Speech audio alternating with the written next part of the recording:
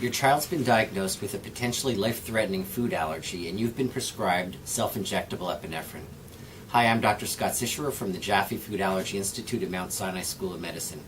In this video, we're going to review what you need to know to treat a severe allergic reaction. What is a food allergy? A food allergy is when the immune system, the part of the body that usually fights germs, mistakenly attacks food proteins. The symptoms can include hives, swelling, itchy mouth, coughing, trouble breathing, nausea, vomiting, poor blood circulation. This is very different than a food intolerance. A food intolerance occurs when someone is unable to properly digest or break down the sugars in foods, for example, the sugar in milk, lactose. The symptoms here are gas, cramps, heartburn, nausea, diarrhea, nothing that's life-threatening. Symptoms of an allergic reaction can be mild to severe. The milder symptoms include red, itchy skin rashes that often look like hives or mosquito bites, swelling of the lip and face, itchiness in the mouth, redness of the eyes or sneezing, as well as gut symptoms such as nausea, vomiting, or diarrhea. The more dangerous symptoms affect breathing and blood circulation. The treatment of mild allergic reactions are with antihistamines that you could find over the counter. Anaphylaxis is a severe allergic reaction that's rapid in onset and may cause death. The criteria for anaphylaxis are either symptoms in more than one part of the body, for example, hives plus vomiting, or serious symptoms after eating the food, for example, breathing problems or circulation symptoms. With regard to timing, symptoms typically happen minutes after the ingestion, but rarely they can happen 1 to 2 hours after. What are signs of anaphylaxis? There could be trouble breathing, including throat tightness or coughing, wheezing like asthma, or trouble talking with a hoarse voice or drooling.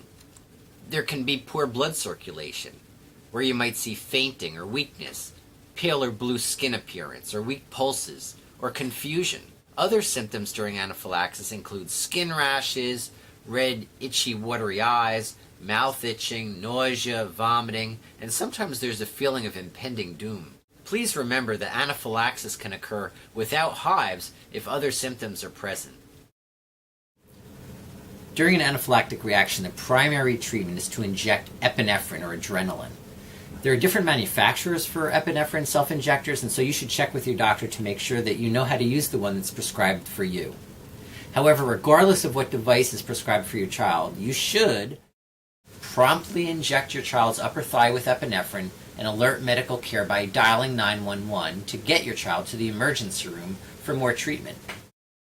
Epinephrine reverses serious symptoms of anaphylaxis. It opens breathing tubes, it reduces swelling, for example in the throat, and it makes the heartbeat stronger and faster to help blood circulation. After giving epinephrine, you should always go to the emergency room, and because symptoms might come back, you want to stay there for at least 4 or more hours to be sure that everything is okay.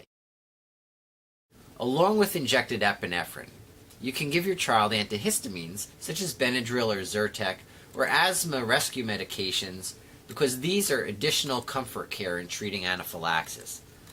But remember, antihistamines and asthma rescue inhalers are only comfort care. They do not reverse or reduce symptoms of anaphylaxis. Only epinephrine does that.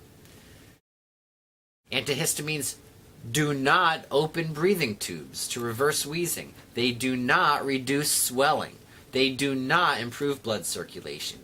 If you're having any of these symptoms, I wouldn't wait even a minute for an antihistamine to take effect. You want to give the epinephrine right away. And remember also, being on a daily antihistamine is not going to prevent anaphylaxis. So let's review, when should I give epinephrine to my child? Give it if a reaction is getting worse. For example, they ate a food they're allergic to and their hives are progressing. If more than one body part is affected, for example, hives plus vomiting.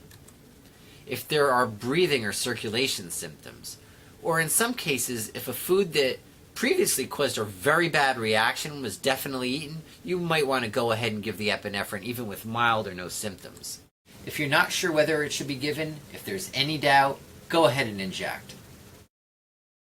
Epinephrine is very safe. The main side effect of epinephrine is rapid heart rate and jitteriness, similar to having a couple of cups of coffee.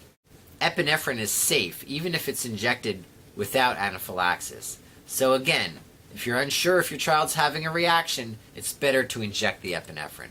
Using epinephrine does not reduce its future effectiveness. In other words, when in doubt, inject.